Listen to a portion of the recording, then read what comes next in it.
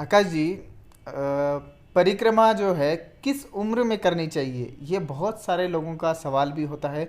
और ये बहुत बड़ा विषय है वैसे। ठीक। अपन थोड़े से शब्दों में नहीं बोल सकते किस उम्र में करनी चाहिए, क्योंकि जैसे युग बदलते गए लोगों की उम्र वगैरह वगैरह ऐसा सब बदलता गया।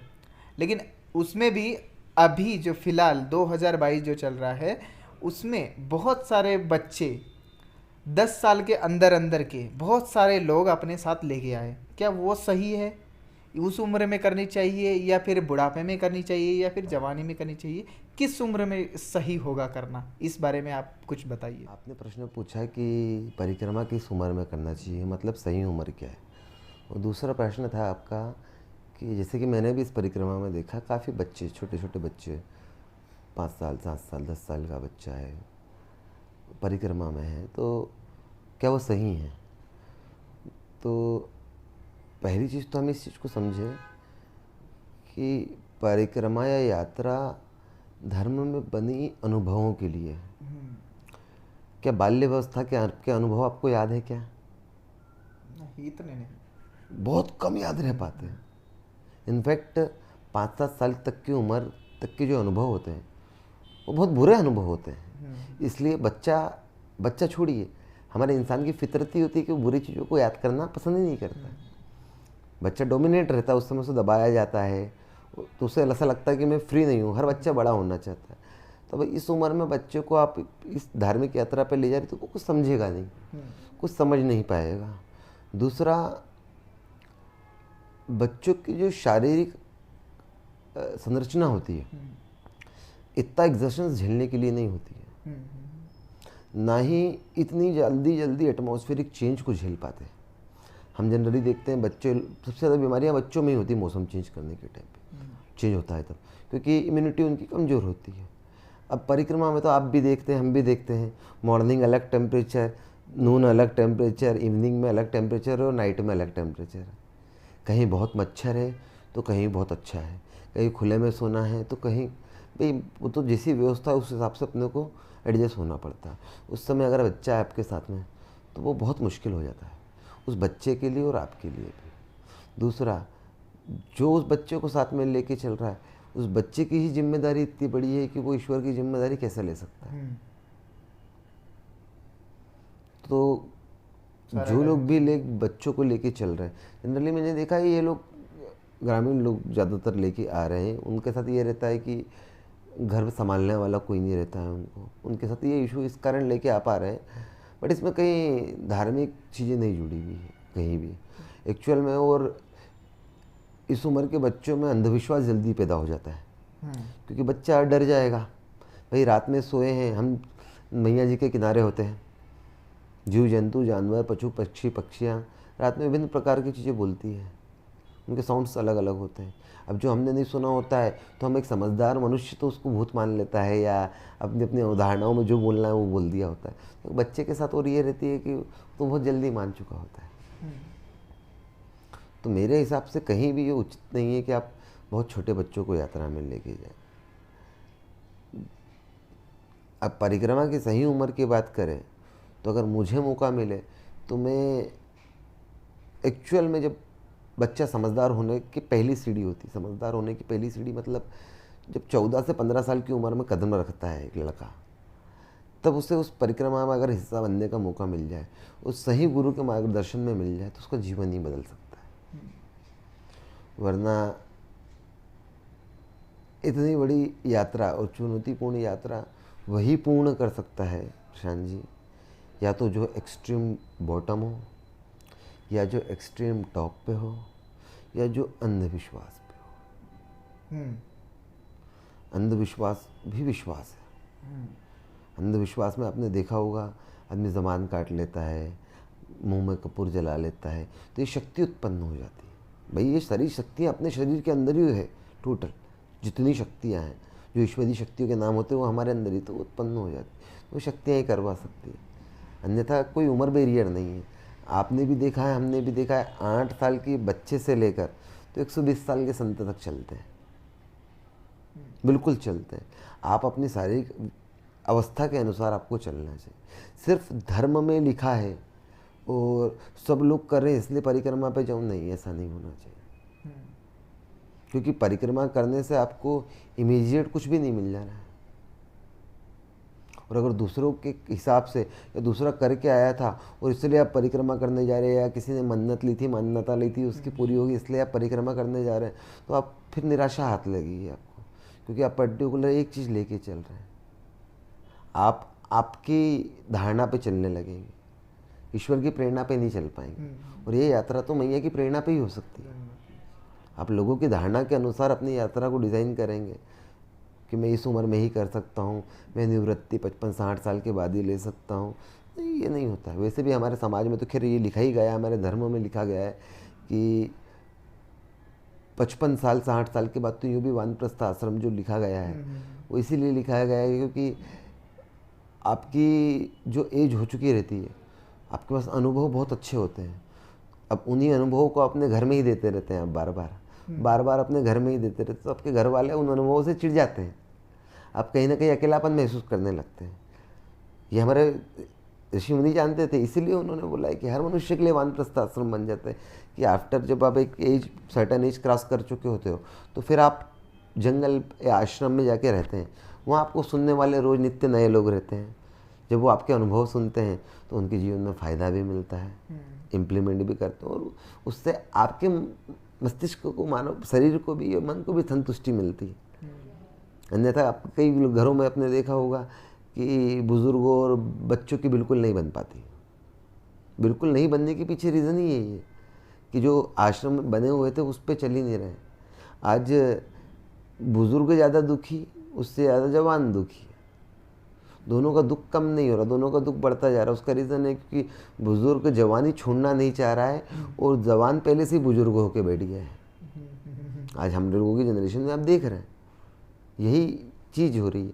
तो एज बैरियर किसी यात्रा के लिए नहीं, उसके लिए मेंटल बैरियर होता है।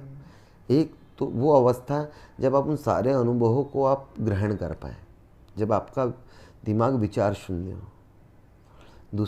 दूसरा, जब आप कोई पाने की चाहत ना हो आपके पास। जब कुछ पाने की चाहत ना होगी तो आपको हर चीज़ क्लियर दिखेगी, आप विजुअलाइज कर पाएंगे। अन्यथा आप वो हर चीज़ देखेंगे जैसे बादल होते हैं। मेरी छोटी बेटी बादल में कभी देख के बोलती पापा हाथी है देखो, कभी देख के बोलती पापा देखो लोटस है, पापा देखो, कभी देख के बोलती है बंदर है। तो वही कहानी है कि आदमी फिर अगर दूसरों के धारणा के हिसाब से अगर परिक्रमा किसी भी एज में उठाता है, जो भी एज आदमी परफेक्ट मान ले अपने आप की, तो यात्रा ही नहीं कर पाता है। तो एज फैक्टर से ज़्यादा मैटर ये करता है कि मनोस्थिति का फैक्टर क्या है। ये यात्रा एक्चुअल में तत्व को हासिल करने की यात्रा है, ईश्वर को पाने की यात्रा है। तो ईश्वर को पाने की कोई उम्र नहीं होती, पर फिर भी एक बात आती है कि भाई 2-3-4 साल 5 साल के बच्चे, 6 साल 7 साल 10 साल के बच्चे ने उस तत्व को समझ भी लिया, उस तत्व को किसी को दे नहीं पाएगा, समझिए। और अगर आप पूरे भरे हुए अपनी धारणाओं के साथ अगर यात्रा पर निकल पड़े तो भी आपको कुछ हासिल नहीं हो पा रहा है, क्योंकि आप तो पहले से पूरे भरे हुए हो। तो यात्रा आपको बचपन में ही करनी पड़ेगी, पर बचपन कौन सा? दिमागी बचपन।